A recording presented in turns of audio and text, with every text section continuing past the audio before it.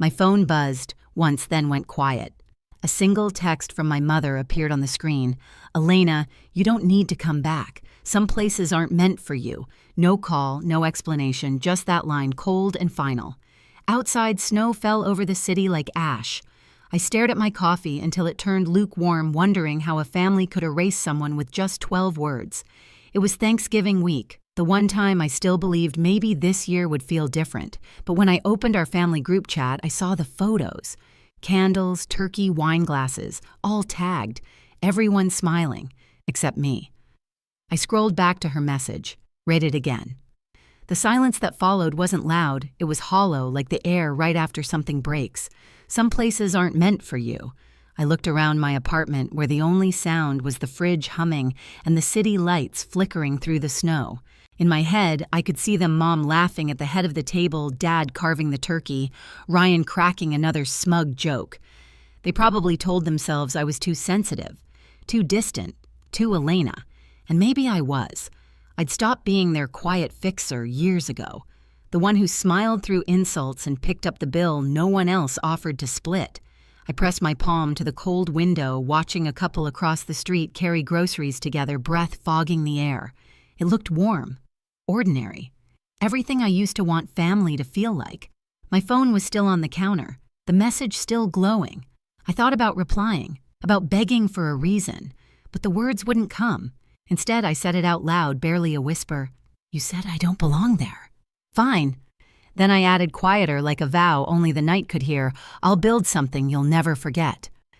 For a moment, the city seemed to pause, snowflakes hanging, mid-air traffic lights frozen red. And in that stillness, something inside me shifted. If you've ever been cut off by the people who made you, you'll know the exact second pain turns to purpose. That's the moment I stopped being their daughter and started becoming something else entirely. When I was a kid, I didn't draw people, I drew places. While other children filled notebooks with faces and stick figures, mine were covered in roofs, stairs, and windows that led nowhere. I liked how buildings made sense. You could design where things belonged. People weren't like that. My parents never really saw it as talent. To them, it was just another phase. Ryan, my younger brother, was the golden one, the funny one, the one who could skip responsibility and still get praised for potential. I was the quiet one who thought too much. I still remember the night I showed them my first dream. I was 15, sitting at the breakfast table with a rolled-up sketch in my hands, a greenhouse I'd designed from scratch. Sunlight, glass walls, ivy climbing along beams. I thought it was beautiful. I pushed the drawing toward them and said, "I think I could actually build this someday." My dad barely looked up from his newspaper. Mom smiled the kind of smile that means no. "Sweetheart, that's ambitious. But you might want to focus on something practical." Ryan leaned over, grinning. "Looks like a fish tank for plants." They laughed. I didn't.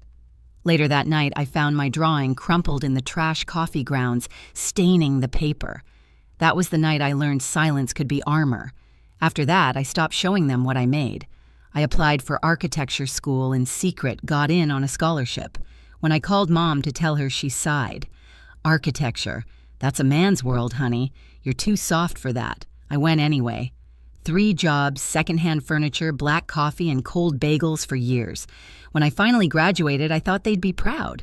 They weren't. Ryan had meetings and Dad's knees were suddenly too bad for long flights. Still, I sent photos of my first office, just a small studio, white walls, one folding table. Mom texted back, "Looks small but cute." That's when I stopped needing applause. But their voices still followed me. Ryan would call during family dinners, put me on speaker, bragging about his real estate projects. Mom would laugh. "You and your brother both in buildings. Isn't that funny?" No, it wasn't. Here's the thing about being invisible. You start to get comfortable in the quiet. You build your life brick by brick, thinking no one notices, until one day you look up and realize the thing you've built is stronger than the people who doubted you. It's funny how silence, when kept long enough, starts to sound a lot like strength. And all it takes is one dinner, one sentence, one push to make you remember exactly what you're capable of. The night everything cracked open started quietly. We were gathered around my parents' long oak table, the same one that had seen every birthday, every holiday, every argument politely disguised as family talk. The smell of roasted lamb filled the room. Garlic butter, expensive wine, the kind of dinner that photographs well. Ryan, of course, was the center of gravity. He always was. He was talking about his new business venture, a luxury bar downtown. Everyone leaned in like he was presenting the cure for boredom. Mom looked at him like he hung the moon. Dad nodded in approval, half listening, but smiling anyway. I stayed quiet, cutting my food into small, perfect squares, an old habit from years of pretending calm. Then Ryan looked over. "You're the expert on buildings, right, sis? What do you think of my spot?" "Midtown, right across from the new plaza." I looked up, meeting his smirk. "It's risky," I said. "High rent, not much foot traffic after 9. You'd need a solid draw to keep it alive." The air shifted. Forks paused. Then Mom's voice cut in sharp, polished, sugar-coated. "Elena, please. Your brother's worked hard on this. You always have something critical to say." My throat tightened. I wasn't being critical. I was giving... Ryan chuckled, interrupting. "She doesn't get it, Mom. Not everyone lives in spreadsheets and blueprints." Laughter followed. Familiar. Cruel. Someone even clapped him on the shoulder. I swallowed hard. "I'm just saying," Mom lifted a hand, graceful but final. "Sweetheart, if you can't be supportive, maybe just enjoy your meal." That tone. That quiet blade she'd mastered over the years. The conversation moved on without me like it always did. Ryan kept talking about his investors, which I knew didn't exist. Dad kept nodding. My aunt refilled glasses, and me, I just sat there small again, 15, watching another dream go in the trash. When I finally pushed back my chair, the legs scraped against the tile loud and raw.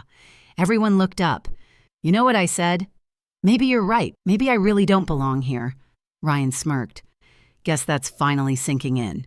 Mom's voice came calm, precise. "Elena, if you can't act like family, maybe you shouldn't come next time." There it was, the line that turned exile into instruction. I didn't argue, didn't cry. I just grabbed my coat and walked out, my heels echoing down that too familiar hallway. Through the reflection in the glass door, I saw them still laughing, still eating as if I'd never existed. When I reached my car, my phone buzzed. A message from Mom, "Don't come back until you learn to respect your brother." I stared at the screen until the glow blurred into the frost on the windshield. That was it. The moment the warmth finally burned out and something colder, cleaner, stronger took its place. The days after that dinner passed in a kind of quiet blur. I didn't call anyone. Not Mom, not Ryan, not even Lydia, my business partner, my one steady constant through every storm. I went to work, smiled when needed, nodded through meetings, but everything inside me felt muted, like I was moving through fog. Then one morning something shifted. An email pinged into my inbox with the subject line, "Property listing, Midtown Corner Lot." I almost deleted it, until I saw the address, the same block Ryan had bragged about at dinner, the same dream spot he couldn't stop boasting about, and now it was for sale. I sat frozen, staring at the screen. The cursor blinked at the edge of possibility. Lydia poked her head into my office, coffee in hand. "You look like you've seen a ghost." I turned the monitor toward her. "Remember the spot Ryan wanted for his bar?" She squinted. "Yeah, the one he said was too exclusive for small projects." I nodded. "It's open, and I can afford it." For a long moment, she said nothing, just stared, lips curving into a slow grin. "You're thinking about buying it, aren't you?" I didn't answer. I didn't need to. That night I drove down to the lot. The city was half asleep, rain in the air, neon lights flickering from the diner across the street. I parked, stepped out, and walked the cracked perimeter boots crunching over gravel. The old brick walls still stood weathered but strong. Rusted beams reached toward the sky like bones. I could already see it, the glass, the light, the open atrium filled with air and green. A space that didn't need anyone's approval to exist. By the end of the week, I'd signed the offer. By the end of the month, it was mine. Construction began slow then, all at once. Mornings before dawn, steel rising against the skyline. The smell of metal coffee and wet dust became my new perfume. Lydia would show up with 2 cups and a grin. "You're not just building a space," she said once. "You're exorcising ghosts." Maybe she was right. Every beam, every wall, it all felt like rewriting something old. A year passed in blueprints and concrete. No phone calls from home, no texts, just the sound of progress humming through silence. When it finally stood finished, I walked through it at sunrise. Glass above me, marble beneath, light everywhere. My reflection in the mirrored panels looked different still, but steadier anchored. We called it the Atrium by Voss. It wasn't revenge, it was proof. My name standing tall on the skyline they said I didn't belong to. A week before the grand opening, Lydia slid a newspaper across my desk. "Look," she said, tapping the headline. "They're calling it the city's new landmark." I smiled, slow, quiet, certain. They told me never to come back. Soon they'd be walking through doors with my name on them. Opening night felt like stepping into another life. The atrium shimmered under amber light, every panel of glass reflecting the city's heartbeat. Soft jazz floated through the air, blending with the hum of voices and champagne laughter. It didn't smell like revenge. It smelled like arrival. Guests poured in, dressed to impress clients, architects, investors, even a few critics who once ignored my calls. I smiled, shook hands, felt the warmth of cameras flashing. Lydia glided through the crowd in a green silk dress, clipboard in one hand, champagne in the other. She leaned close, whispering over the music. "You did it." I smiled back, about to answer, and then I heard it. A voice that didn't belong here. Too loud, too familiar. Ryan. I froze, glass in hand. I turned toward the entrance, and there they were. My brother Tuck's jacket, unbuttoned, confidence, oozing like spilled liquor. Behind him, my mother, clutching her purse like she owned the room. And my father a step behind, quiet as ever, eyes darting everywhere but mine. For half a second, I thought maybe I was hallucinating. But then Ryan's laugh rolled across the marble floor, and the sound made my chest tighten. "Guess word gets around," Lydia murmured beside me. They weren't on the guest list. I knew every name that walked through these doors. At the front desk, the hostess smiled politely. "I'm sorry, sir. There's no reservation under Voss." Ryan frowned. "Check again. It's our name on the building, isn't it?" Mom stepped forward, her tone dripping superiority. "We were told this was a private family event. I'm Mrs. Voss." The hostess hesitated, then looked toward me. I set my glass down, walked across the floor. The chatter around us dimmed with each click of my heels. "Good evening," I said softly. Mom turned. For a heartbeat, confusion crossed her face like she didn't recognize me in my own space. Then came the disapproval, the judgment, the same old script. "Elena." Ryan smirked. "So this is your little project, cute. Thought you'd be designing coffee shops or something." I met his eyes. Calm. It used to be small. Then I stopped listening to people who thought small. His fake smile faltered. "We'll take a table," he said quickly. "We're family, after all." I nodded to the hostess. "Take them to the public lounge downstairs. Walk-ins only."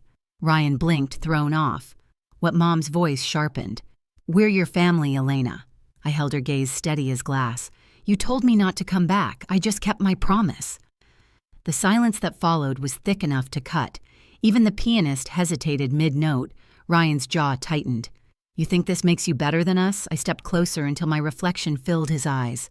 "No," I said quietly. "It just means I finally stopped needing you." Then I turned to the hostess. "If they stay, make sure they pay for their drinks."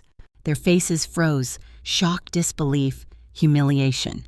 Everything they'd once made me feel. I walked away before any of them could speak. The click of my heels trailed into the music.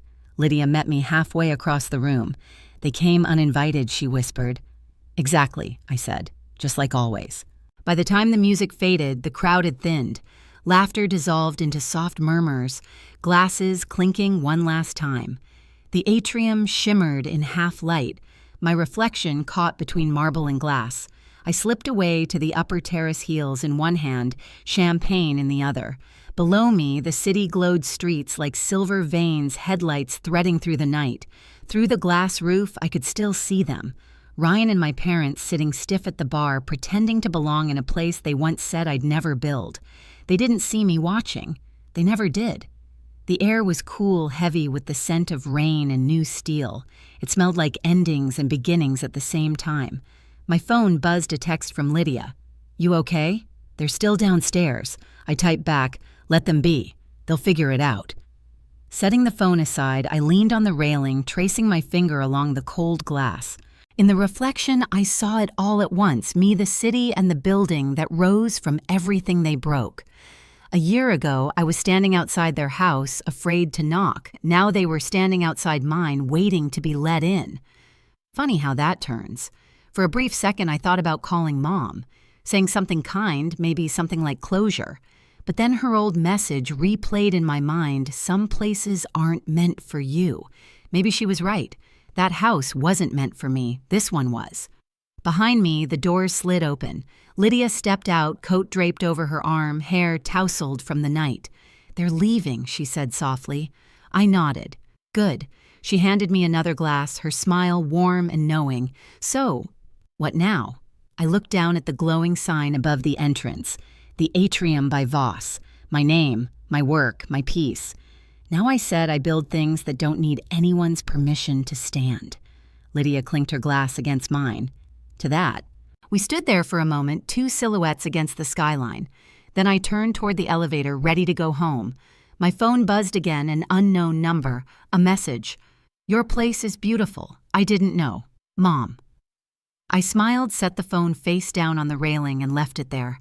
Because some stories don't need replies. If you've ever had to build peace from the pieces someone else left behind, trust me, you're not the only one. Share your story in the comments. And don't forget to subscribe so you never miss the next one.